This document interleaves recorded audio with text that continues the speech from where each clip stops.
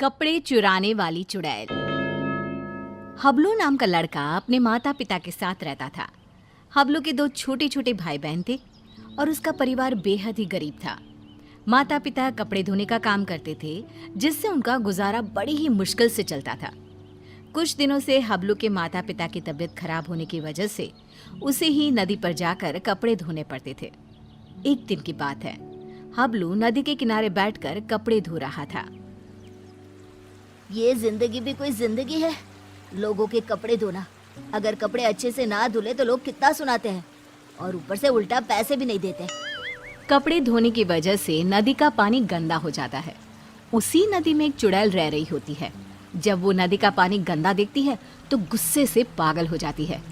कौन है जो मेरे रहने की जगह को गंदा कर रहा है? अभी जाकर बताती हूँ उसे। हबलू नदी में कपड़े धोकर उन्हें वहीं पेड़ से बंधी रस्सी पर सूखने के लिए डाल देता है और वहीं पेड़ के नीचे कपड़े सूखने तक उनका इंतजार करने लगता है। हबलू को पता ही नहीं चलता कि बैठे बैठे कब उसकी आंख लग गई और कुछ ही देर में चुड़ैल भी नदी से निकलकर आ जाती है। कौन है जिसने मेरे रहने की जगह को गंदा किया है? तभी चुड़ैल की नजर रस्सी पर सूख रहे कपड़ों पर पड़ती है। अरे वाह, ये कपड़े तो बड़े ही सुंदर सुंदर है और ये साड़ी कितनी खूबसूरत लग रही है। तभी चुड़ैल अपने पहने हुए कपड़े देखती है। मेरे कपड़े कितने गंदे हैं, हम लोगों को तो अच्छे कपड़े पहनना नसीब में ही नहीं होता।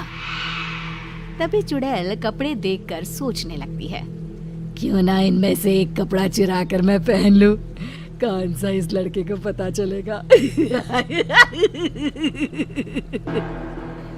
चुड़ैल जल्दी से रस्सी से एक साड़ी उतारती है और नदी में ले जाकर पहन कर देखती है। ये साड़ी मुझ पर कितनी खूबसूरत लग रही है, इसमें तो मैं एकदम हूर की परी लग रही हूँ। फिर कुछ देर बाद हबलू की आंख खुलती है। उसे पता नहीं चलता कि कब शाम हो गई।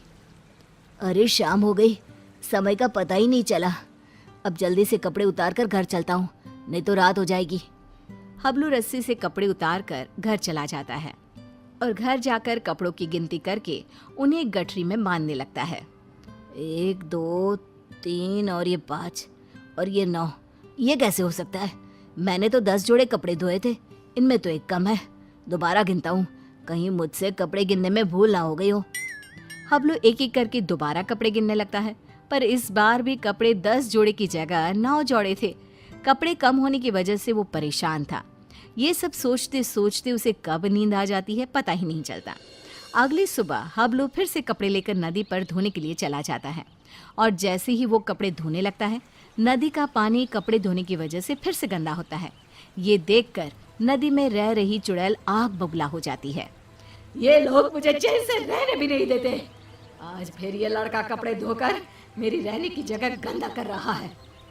आज मैं ऐसा सबक सिखाऊंगी कि ये कपड़े यहाँ धोना ही भूल जाएगा। हबलू के कपड़े धोने के बाद वो उन्हें पेड़ से बंधी रस्सी पर सूखने के लिए डाल देता है। जब तक ये कपड़े सूख रहे हैं, मैं यहीं पेड़ के नीचे कुछ देर आराम कर लेता हूँ। हबलू वहीं पेड़ के नीचे एक कपड़ा बिछाकर लेट जाता है। ठंडी ठंडी हवा चल रही थी तो लेटते ही उसे नींद आ जाती है और पता ही नहीं चलता कि कब उसकी आंख लग जाती है। कुछ देर बाद चुड़ैल भी नदी से निकलकर बाहर आ जाती है। आज मैं उसे छोड़ूंगी नहीं, मेरे रहने की जगह गंदी करके खुद चैन की नींद सो रहा है। आज तो मैं उसे मार ही डालूंगी। चुड़ैल हबलू को मारने के लिए आगे बढ़ती है तो रस्सी पर सूख रहे कपड़े देखकर रुक जाती है। अरे वाह, आज भी सुंदर सुंदर कपड़े सूख रहे हैं। चुड़ैल रस्सी से एक अच्छी सी साड़ी उतारती है, नदी में ले जाती है और पहनकर देखने लगती है। ये साड़ी तो मुझ पर कैसे भी ज्यादा सुंदर लग रही है। वो चुड़ैल साड़ी पहनकर नाचने लगती है। मेरा पिया घर आया ओ राम जी, मेरा पिया घर आया ओ राम जी। अब तो जब भी कपड़े धोकर सुखाया करेगा, मैं चुपके से जाकर उसके कपड़े चुरा लिया करूंगी और पहन लूंगी। उस लड़के को पता भी नहीं चलेगा कि उसके कपड़े कौन चुरा कर ले जाता है। और अगले दिन नदी का गंदा पानी देखकर चुड़ैल फिर से बाहर आती है और फिर से देखती है। ये लड़का आज भी कपड़े सुखाकर सो रहा है। इस तरह से चुड़ैल हर रोज चुपके से जाती, एक अच्छा सा कपड़ा उठाती, नदी में ले जाती, पहनकर देखती और खुश होती। जब हबलू सोकर उठता तो वो एक जोड़ी कपड़े गायब पाता। कपड़े चोरी होने की वजह से हबलू बहुत ज्यादा परेशान हो जाता है। समझ में नहीं आ रहा कि मेरे कपड़े कौन चुरा कर ले जाता है। अगले दिन हमेशा की तरह वो कपड़े धोता है और उन्हें पेड़ से बंधी रस्सी पर सूखने के लिए डाल देता है और पेड़ के नीचे कपड़ा बिछाकर लेट जाता है। सोचने लगता है कि आखिर कौन है जो मेरे कपड़े चुरा रहा है और मुझे पता भी नहीं चलता। ये सब सोचते हुए हबलू को नींद आ जाती है। गंदा पानी देखकर चुड़ैल बाहर आती है और ध्यान से सभी कपड़ों को देखने लगती है। तभी उसे एक लाल रंग का सुंदर सा लहंगा पसंद आता है और वो उसे अपने ऊपर लगाकर देखने लगती है। ये लहंगा तो बहुत ही सुंदर है। इसे पहनकर तो मैं रानी लगूंगी, रानी। इस लहंगे को पहनकर अपनी चुड़ैल सहेलियों को जाकर दिखाऊंगी। जब वो मुझे इस लाल लहंगे में देखेंगी तो मुझसे जल बुझ जाएंगी। इससे पहले कि ये लड़का सोकर उठे, मुझे ये लहंगा चुराकर नदी में ले जाना चाहिए। फिर वो चुड़ैल वो लाल लहंगा उतारती है और तभी हबलू की आंख खुल जाती है। वो चुड़ैल को देखकर डर जाता है और फिर से वापस अपनी आंखें बंद कर लेता है। बाप रे, ये तो चुड़ैल है। अच्छा, तो यही हर रोज मेरे कपड़े चुरा कर ले जाती है और मुझे पता भी नहीं चलता। फिर वो जैसे ही लहंगा नदी में ले जाने लगती है, अरे ये लहंगा लेकर कहाँ जा रही है? ये लहंगा तो जमींदार की पत्नी का है।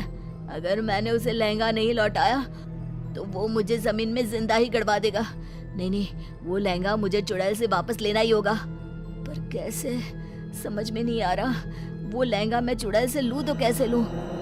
हबलू बाकी के कपड़े उठाकर घर ले जाता है और रात को लेटा हुआ चुड़ैल से पीछा छुड़ाने की सोचता रहता है।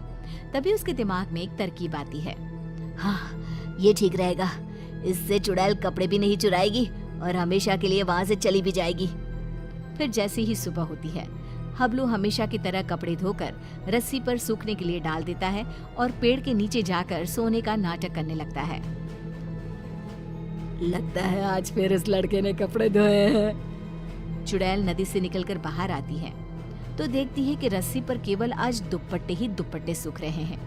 ये क्या, आज सिर्फ दुपट्टा? कोई बात नहीं, आज मैं इसे ही ओढ़ लेती हूँ। जैसे ही चुड़ैल रस्सी से दुपट्टा उतार कर उड़ती है, उसके पूरे शरीर पर खुजली होने लगती है। मर गई रे, ये मुझे खुजली क्यों हो रही है? अरे कोई तो कुछ तो करो। हबलू आंखें बंद करके सब कुछ देख रहा होता है। अब आएगा मजा। बड़ा रोज कपड़े चोरी करके पहनती थी, अब पहन कर देख कपड़े। आज इस चुड़ैल को पता चलेगा कपड़े चोरी करके पहनने का नतीजा। आज के बाद ये कपड़े चोरी करना भूल जाएगी और फिर कभी जिंदगी में किसी के कपड़े नहीं चुराएगी। चुड़ैल इधर उधर भागने लगती है। खुजली, खुजली, अरे बचाओ, मेरे शरीर पर खुजली हो रही है। अरे मर गई मैं। अरे कोई तो मुझे बचाओ, मुझे नहीं पहनना ये दुपट्टा। अरे इससे तो मेरे शरीर में खुजली होने लगी है। अरे मुझे नहीं चाहिए इस लड़के के कपड़े। और चुड़ैल नदी में जाती है और सारे कपड़े लाकर वहीं डालकर भाग जाती है। और फिर वो हबलू तो क्या, किसी और को भी कभी परेशान नहीं करती।